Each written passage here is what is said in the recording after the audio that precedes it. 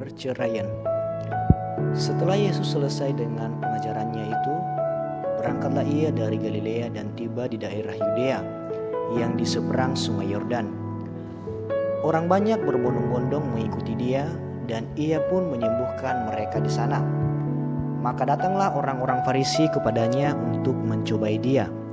Mereka bertanya, apakah diperbolehkan orang menceraikan istrinya dengan alasan apa saja? Jawab Yesus, tidakkah kamu baca bahwa Ia yang menciptakan manusia sejak semula menjadikan mereka laki-laki dan perempuan? Dan firman-Nya, sebab itu laki-laki akan meninggalkan ayah dan ibunya dan bersatu dengan istrinya, sehingga keduanya itu menjadi satu daging. Demikianlah mereka bukan lagi dua, melainkan satu. Karena itu, apa yang telah dipersatukan Allah tidak boleh diceraikan manusia. Kata mereka kepadanya, jika demikian, apakah sebabnya Musa memerintahkan untuk memberikan surat cerai jika orang menceraikan istrinya? Kata Yesus kepada mereka, karena ketegaran hatimu, Musa mengizinkan kamu menceraikan istrimu, tetapi sejak semula tidaklah demikian. Tetapi aku berkata kepadamu, barang siapa menceraikan istrinya kecuali karena jinah, lalu kawin dengan perempuan lain, ia berbuat jinah. Murid-murid itu berkata kepadanya, jika demikian halnya hubungan antara suami dan istri, lebih baik jangan kawin. Akan tetapi ia berkata kepada mereka, tidak semua orang dapat mengerti perkataan itu, hanya mereka yang dikaruniai saja. Ada orang yang tidak dapat kawin karena ia memang lahir demikian dari rahim ibunya, dan ada yang dijadikan demikian oleh orang lain, dan ada orang yang membuat dirinya demikian karena kemauannya sendiri, oleh karena kerajaan sorga. Siapa yang dapat mengerti, hendaklah ia mengerti. Yesus memberkati anak-anak. Lalu orang membawa anak-anak kecil kepada Yesus, supaya ia meletakkan tangannya atas mereka dan mendoakan mereka.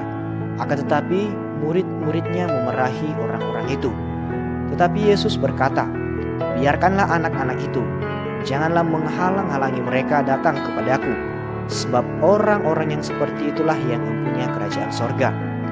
Lalu ia meletakkan tangannya atas mereka dan kemudian ia berangkat dari situ. Orang muda yang kaya. Ada seorang datang kepada Yesus dan berkata, Guru, perbuatan baik apakah yang harus kuperbuat untuk memperoleh hidup yang kekal? Jawab Yesus, apakah sebabnya engkau bertanya kepada aku tentang apa yang baik?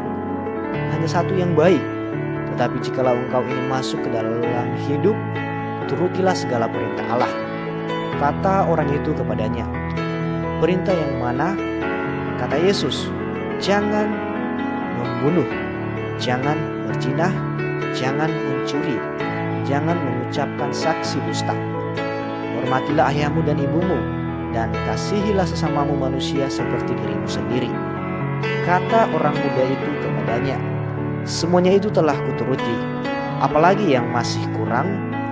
Kata Yesus kepadanya, jikalau engkau hendak sempurna, pergilah, jualah segala milikmu dan berikanlah itu kepada orang-orang miskin, maka engkau akan meroleh harta di sorga. Kemudian datanglah kemari dan ikutlah aku.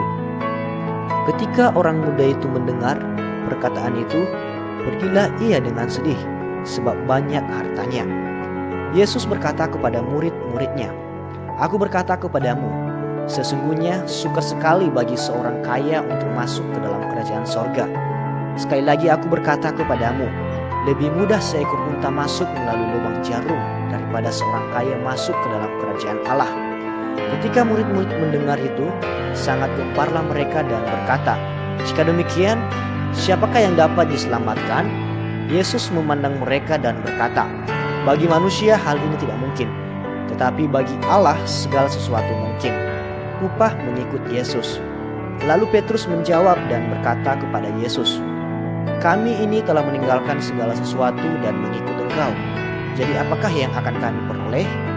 Kata Yesus kepada mereka, aku berkata kepadamu, sesungguhnya pada waktu penciptaan kembali, apabila anak manusia bersemayam di tahta kemuliaannya, kamu yang telah mengikut aku akan duduk juga di atas 12 takhta untuk menghakimi ke-12 suku Israel.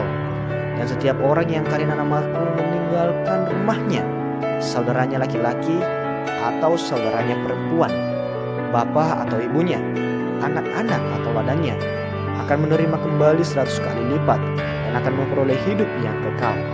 Tetapi banyak orang yang terdahulu akan menjadi yang terakhir, dan yang terakhir akan menjadi yang terdahulu.